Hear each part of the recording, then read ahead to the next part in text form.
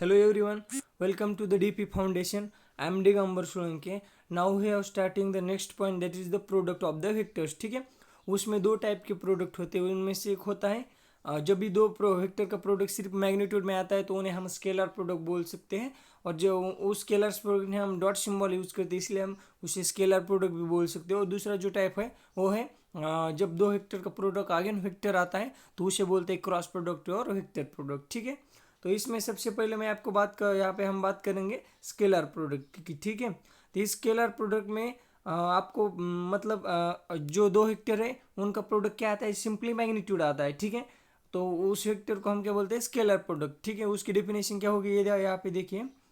The scalar product of two non zero vector is defined as the product of magnitude, मतलब दो product का magnitude. ठीक है, product of the magnitude of the two vectors and the cosine angle between them. ठीक है, ये यहाँ पे उसकी डेफिनेशन है, मतलब जो भी हमारा प्रोडक्ट है और उसके बीच का जो एंगल है वो. ठीक है, तो यहाँ पे मैंने वहाँ पे इसकी डेफिनेशन दे दी है. ठीक है, वो डेफिनेशन क्या है, product of magnitude of two vector and the cosine angle between them, फिर theta is the angle between P and Q. ठीक है, और थीटा क्या पे यहाँ पे दो वेक्टर का एंगल है, दोनों वेक्टर के बीच में का. ठीक है, तो ये पी एंड पी क्यू में इससे का.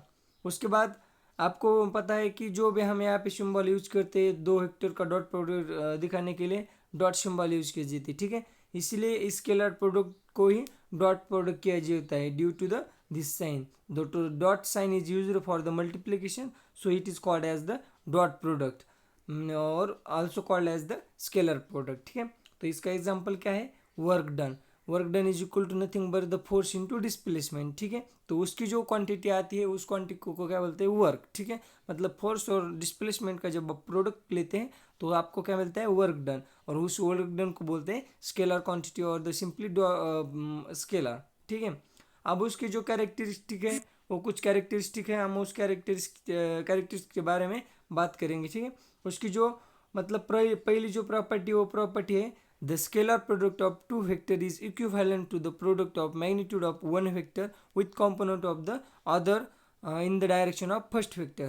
इसका मतलब क्या है, मतलब जो भी हमारा वेक्टर दिया गया है उस वेक्टर की डेफिनेशन मतलब उसमें से एक वेक्टर के आपको मैग्नीट्यूड लेनी है और दूसरे वेक्टर का component in the direction of, मतलब जो भी हमारा वेक्टर दिया गया है उस वेक्टर के डायरेक्शन में. ठीक है, यहाँ पे आप डायग्रामेटिकली यहाँ पे देख सकते हैं.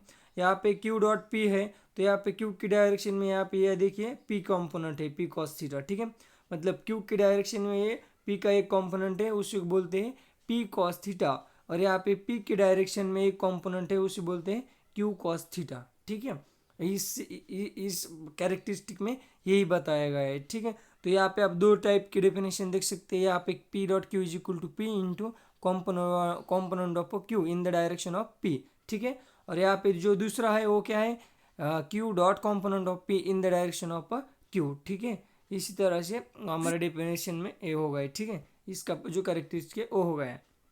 अब इसका जो दूसरा कैरेक्टरिस्टिक है वो कैरेक्टरिस्टिक है the scalar product obeys the commutative law. मतलब जो हमारी दूसरी प्रॉपर्टी है वो क्या है, मतलब जो भी हमारा डॉट प्रोडक्ट हो क्या वो भी करता है कम्यूटेटिव लॉ इन मल्टीप्लिकेशन. ठीक है, यहाँ पे ये देख लीजिए, the scalar product obeys the commutative law of vector multiplication. ठीक है, मतलब इसका मतलब क्या है, P dot Q is equal to Q dot P. ठीक है, मतलब जो भी हमारा प्रोडक्ट है P dot Q is equal to वो क्या है, क्यू डॉट पी. जैसे कि 4 को 5 से मल्टीप्लाई कीजिए या 5 को 4 से मल्टीप्लाई कीजिए, आंसर तो कितने आने वाला है, 20. उसी तरह से यहाँ पे P dot Q is equal to Q dot P ही रहेगा. ठीक है, इसे कहते हैं मतलब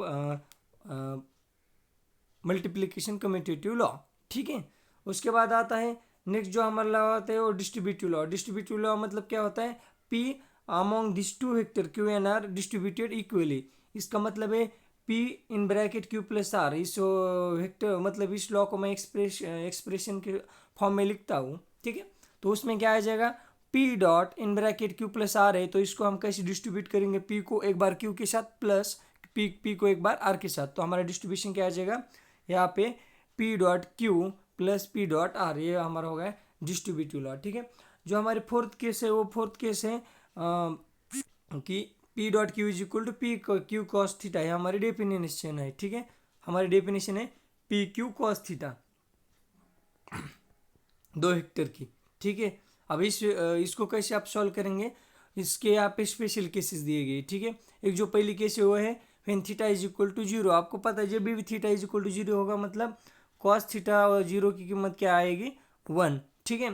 तो यहाँ पे जब भी कॉस थीटा की कीमत क्या आएगी 1, ठीक है। तो हमारा जो आंसर है P dot Q is equal to हमारा सिंपली आंसर आ जाएगा पी क्यू, ठीक है।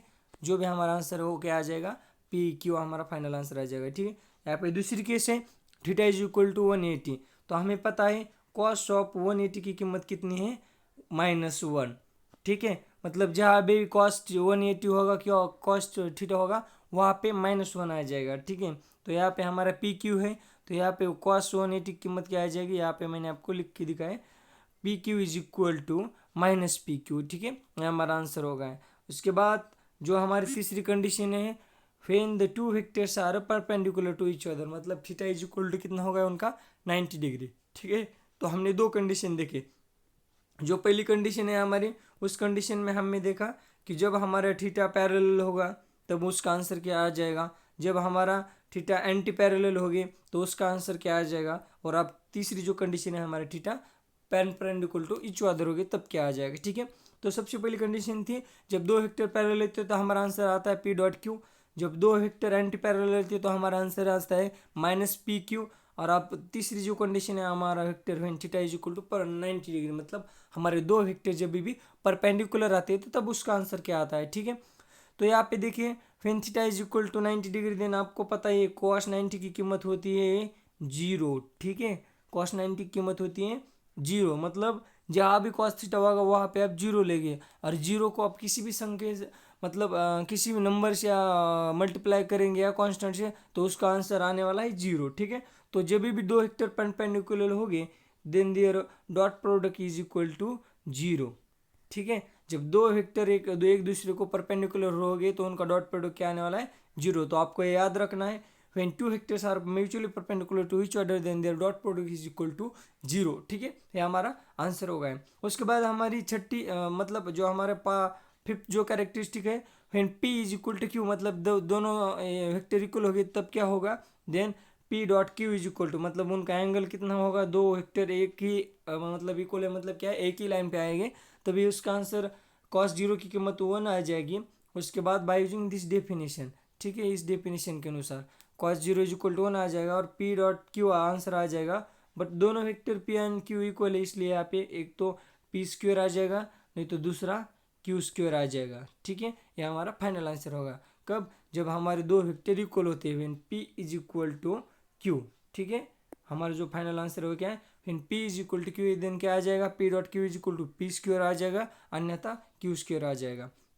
उसके बाद जो हमारी लास्ट 6 नंबर की प्रॉपर्टी है वो क्या है, जब हमारे 2 वेक्टर इन फॉर्म में दिए होंगे, मतलब आज के फॉर्म में दिए होंगे तब उनका डॉट प्रोडक्ट कैसे फाइंड करना है, ठीक है।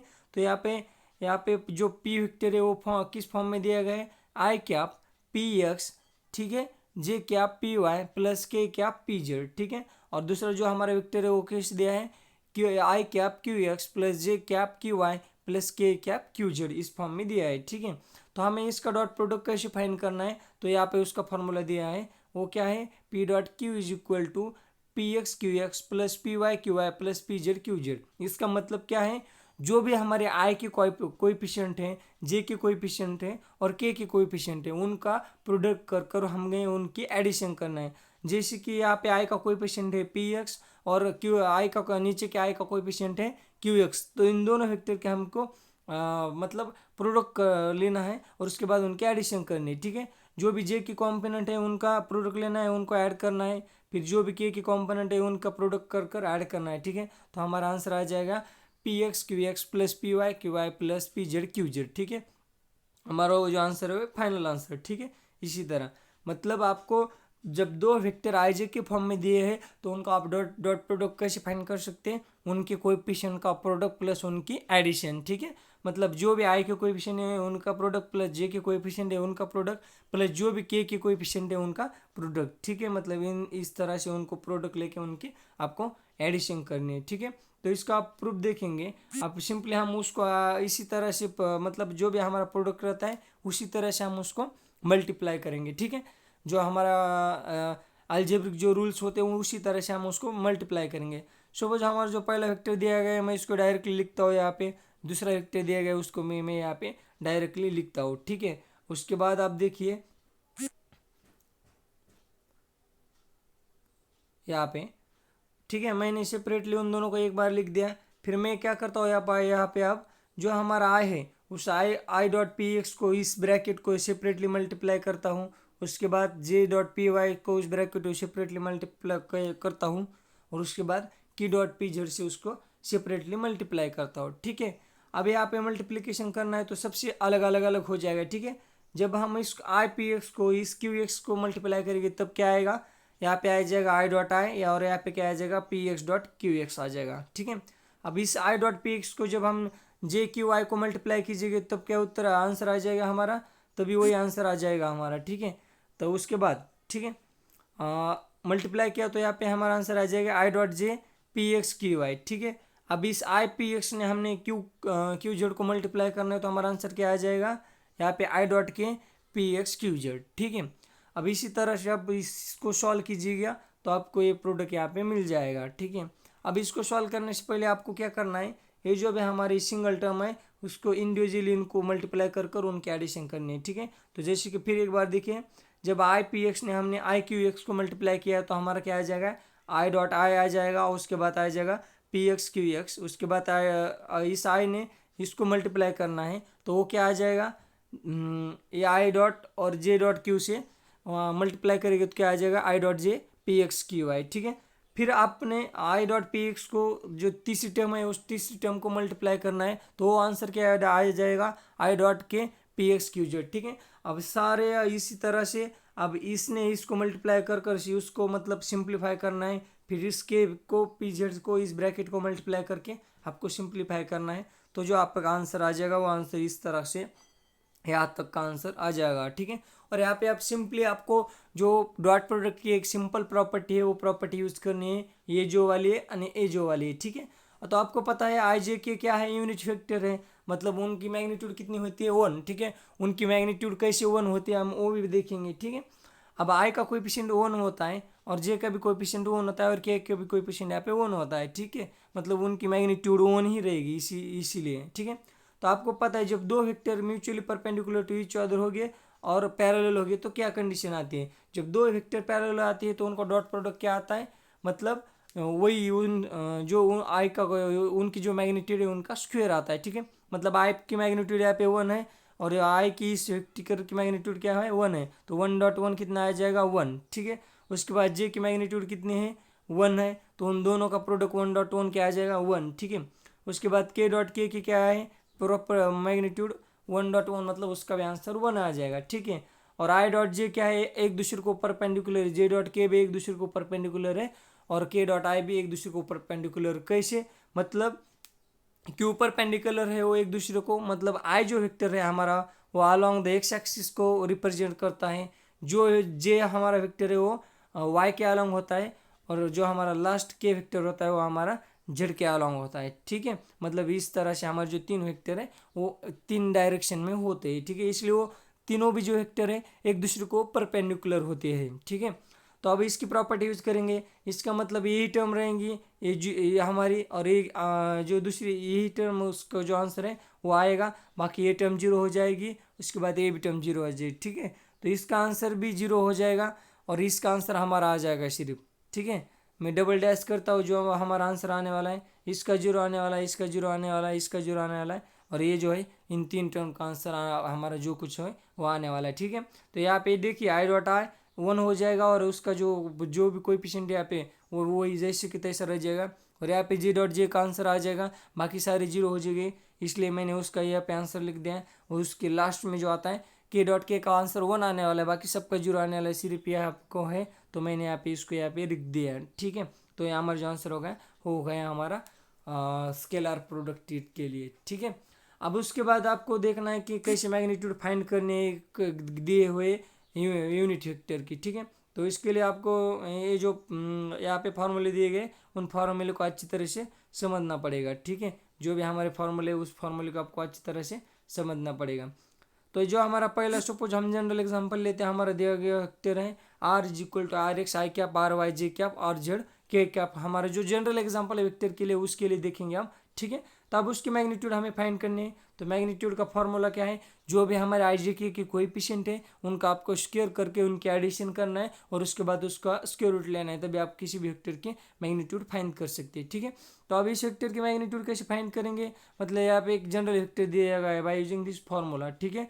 मतलब जो भी हमारे आई जे के कोएफिशिएंट है उनका स्क्वायर कर कर उनकी एडिशन करनी है, ठीक है। तो सिंपली मैं यहाँ पे बता देता हूँ, यहाँ पे 3 का स्क्वायर क्या है 9, तो यहाँ पे आ जाएगा 9 प्लस जो भी हमारा 4 का कोएफिशिएंट है वो क्या है 4 का कोएफिशिएंट है उसका स्क्वायर क्या आ जाएगा, मतलब सॉरी जे का कोएफिशिएंट 4 है तो उसका स्क्वायर आ जाएगा 16, ठीक है। तो इन दोनों की एडिशन होगी 25 और उसका स्क्वायर रूट होगा सिंपली 5, ठीक है। तो मतलब हमारे इस वेक्टर के लिए जो हमारी मैग्नीट्यूड होगी कितने आ जाएगी, सिंपली 5, ठीक है। ये जो मैग्नीट्यूड इस वेक्टर के लिए कितने आ जाएगी 5, ठीक है। मतलब इस वेक्टर की मैग्नीट्यूड हो गई।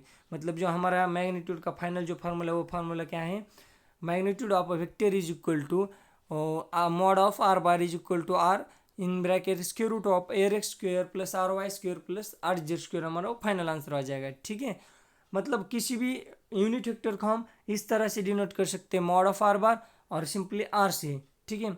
अब अरे हमारा फाइनल आंसर हो गया हमारा मैग्नीट्यूड ऑफ ए वेक्टर, ठीक है। अब किसी भी वेक्टर का आपको जब भी मतलब दिया हुआ ये वेक्टर है उसको आपको यूनिट वेक्टर फाइंड करना है, ठीक है। मतलब हमें जो भी एक अंदा जो गिवन वेक्टर है उसकी यूनिट वेक्टर फाइंड करने को बोलेंगे तब आपको ये फार्मूला यूज करना है, ठीक है। वो फार्मूला क्या है, unit vector is equal to vector divided by magnitude of a vector, ठीक है। यहाँ तक हो गया। तो इसका मतलब क्या है, किसी भी वेक्टर को एज इट इज लिखना है और उसकी जो भी मैग्नीट्यूड है वो मैग्नीट्यूड उसके डिनोमिनेटर में मतलब उसको उसको डिवाइड करना है, ठीक है।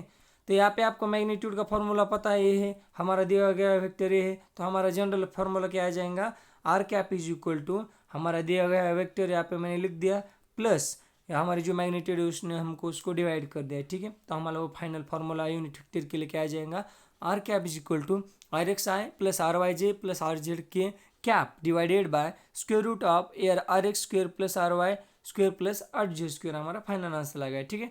और किसी भी यूनिट वेक्टर को हम कैप से डिनोट करते हैं, मतलब जब हम वी वेक्टर लेंगे तो उसका यूनिट वेक्टर क्या आ जाएगा वी कैप, जब हम टी लेंगे तो उसका यूनिट वेक्टर क्या आ जाएगा टी कैप, जब भी हम के लेंगे तो उसका यूनिट वेक्टर क्या आ जाएगा के कैप, जब भी हम ये मतलब कुछ भी ले जाएंगे टी कैप तो उसको सिर्फ आपके ऊपर उसके जो हेड के ऊपर आपको उसकी कैप निकालनी है, तभी वो यूनिट वेक्टर हो जाएगा उस चीज़ के लिए, ठीक है। तो उसका एक एग्जांपल देखेंगे आप, एक सिंपल एग्जांपल है हमारा, वो एग्जांपल देखेंगे। वो एग्जांपल क्या है, find the unit vector in the direction of the vector 3i plus 4j, ठीक है। मतलब हमें यहाँ पे क्या पूछा गया है, हमें यूनिट वेक्टर फाइंड करना है, किसके डायरेक्शन में फाइंड करना है, 3i प्लस 4j के डायरेक्शन में फाइंड करना है, ठीक है। इस वेक्टर को सपोज हम वी से डिनोट करते हैं, V bar is equal to 3i plus 4j, इससे हम डिनोट किए, ठीक है। अब इसकी मैग्नीट्यूड फाइंड करेंगे, magnitude of V bar is equal to, तो आई का कोएफिशिएंट यहाँ पे कितना है 3, उसका square plus by using the हमारा जो मैग्नीट्यूड का फॉर्मूला है उस फॉर्मूले अनुसार, ठीक है। आई का कोएफिशिएंट उसका स्क्वायर प्लस जे का कोएफिशिएंट उसका स्क्वायर, ठीक है। यहाँ पे आपको पता है आई का कोएफिशिएंट है 3 उसका स्क्वायर, यहाँ पे आपको पता है जे का कोएफिशिएंट 4 है, इसके लिए वो 4 का स्क्वायर, ठीक है। यहाँ पे 3 स्क्वायर प्लस 4 स्क्वायर, ठीक है। और 3 का स्क्वायर आता है यहाँ पे 9 और 4 का स्क्वायर आता है यहाँ पे 16, ठीक है। दोनों की एडिशन होती है 25, जो हमारा फाइनल आंसर आता है वो कितना आता है, mod of V bar is equal to 5, ठीक है। अब हमारा फाइनल फार्मूला हो गया।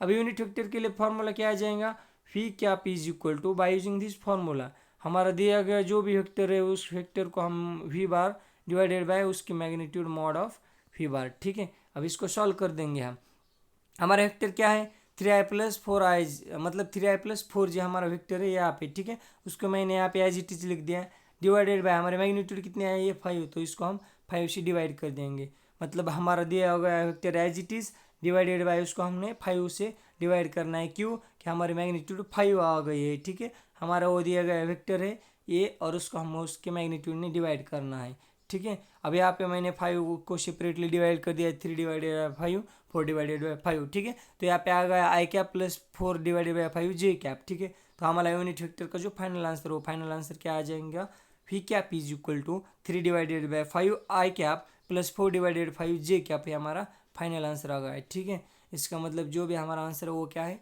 We cap is equal to 3/5 I cap plus 4/5 J cap. ठीक है, मतलब आप इसी तरह किसी भी वेक्टर की मैग्नीट्यूड फाइंड कर सकते हैं बाय यूजिंग दिस फार्मूला, और किसी भी वेक्टर का आपको यूनिट वेक्टर फाइंड करना है तो आप इस फार्मूले से यूनिट वेक्टर फाइंड कर सकते हैं। ठीक है, अब ये जो फार्मूला है यूनिट वेक्टर फाइंड करने के लिए अभी यूनिवर्सल फार्मूला होगा। ठीक है, इस वेक्टर की मदद लेके आप किसी भी वेक्टर का यूनिट वेक्टर फाइंड कर सकते हैं, और जो नीचे फार्मूला दिया गया है डिवाइड मतलब डिनोमिनेटर में, तो उस फार्मूले का यूज़ कर कर आप किसी भी वेक्टर के मैग्नीट्यूड फाइंड कर सकते हैं। ठीक है, so thank you so much.